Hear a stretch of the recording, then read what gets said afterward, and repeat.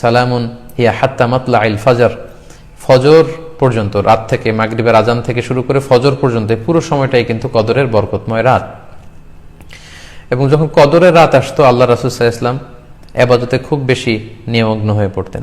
সারা বছরের কখনো রাসূল সাল্লাল্লাহু আলাইহি ওয়াসাল্লাম সারা রাত জেগে ইবাদতের কোনো নজির পাওয়া যায় না, শুধু কদরের এই রাতগুলো ছাড়া বা রমজানের শেষ 10 দিনের এই সময়টুকুন ছাড়া।